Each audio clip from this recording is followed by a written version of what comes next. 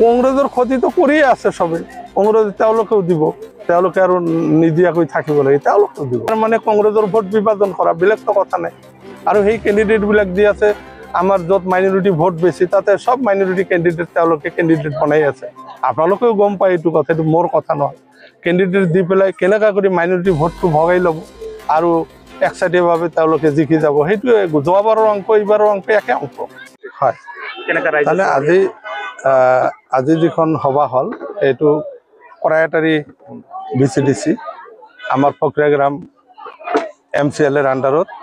গতিকে ইয়াত আমি আজি এখন কৰ্মী সভা দিছিলোঁ আৰু এই কৰ্মী সভাখনত ভালেখিনি আপোনালোকে দেখা পালে, ৰাইজৰ এটা ভাল মনোভাৱ ভাল। তো আমি আশা কৰোঁ যে ইয়াত আমাৰ ফলাফল ভাল হ'ব। ইতিমধ্যে বিভিন্ন ৰাজনৈতিক দলসমূহে প্ৰাৰ্থী ঘোষণা কৰি আছে, আপোনালোকে কোনদিনা? আমাৰ কথাটো হ'ল আমাৰ দলৰ মই আগতে এটা বাইকত আপোনালোকক কৈছোঁ যে আমি দলৰ সাংগঠনিক দিশটোহে চাই আছোঁ।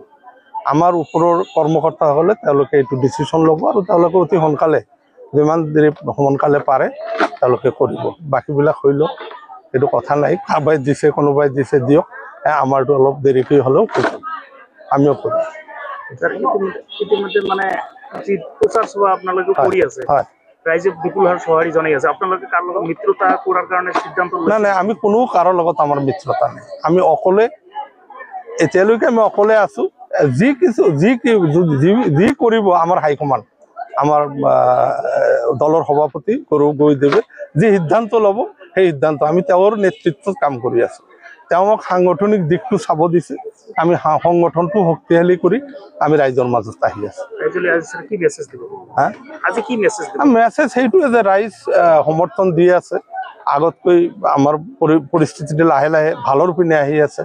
যিটো ঠাইত আমাৰ এই অঞ্চলত কংগ্ৰেছৰ কোনো অস্তিত্ব নাছিল এটা সময়, লাহে লাহে আমাৰ এই অঞ্চলৰ মানে যিসকল আশাবাদী কেণ্ডিডেট আমাৰ কংগ্ৰেছ দলৰ আৰু বিভিন্ন উচ্চৰ কৰ্মকৰ্তাসকলে সকলোৱে মিলি আজি আমিও আহিছোঁ এওঁলোকৰ লগত লগ হৈ আমি সকলোৱে মিলি দলটো আমি শক্তিশালী আগত কৰি আছোঁ।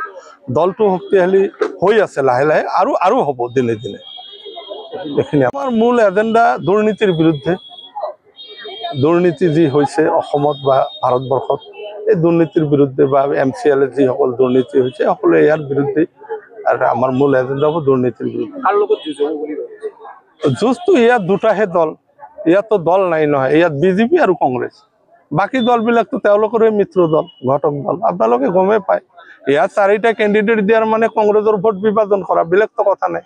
আৰু সেই কেণ্ডিডেটবিলাক দি আছে আমাৰ য'ত মাইনৰিটি ভোট বেছি তাতে সব মাইনৰিটি কেণ্ডিডেট তেওঁলোকে কেণ্ডিডেট বনাই আছে। আপোনালোকেও গম পায় এইটো কথা, এইটো মোৰ কথা নহয়। কেণ্ডিডেট দি পেলাই কেনেকুৱা কৰি মাইনৰিটি ভোটটো ভগাই ল'ব আৰু একচাইটিভাৱে তেওঁলোকে জিকি যাব, সেইটোৱে যোৱাবাৰৰ অংক এইবাৰৰ অংক একে অংক। যদি প্ৰাৰ্থী দিয়ে কংগ্ৰেছৰ কিবা ক্ষতি হ'ব? কংগ্ৰেছৰ ক্ষতিটো কৰিয়ে আছে সবে। কংগ্ৰেছ তেওঁলোকেও দিব, তেওঁলোকে আৰু নিদিয়াকৈ থাকিব লাগে, তেওঁলোকেও দিব। কেতিয়া ঘোষণা কৰিব মই ক'লোৱে যে আমাৰ সভাপতিয়ে এইটো নিৰ্ধাৰণ কৰিব টাইম, সেইটো আমাৰ এখতিয়াৰৰ বাহিৰত।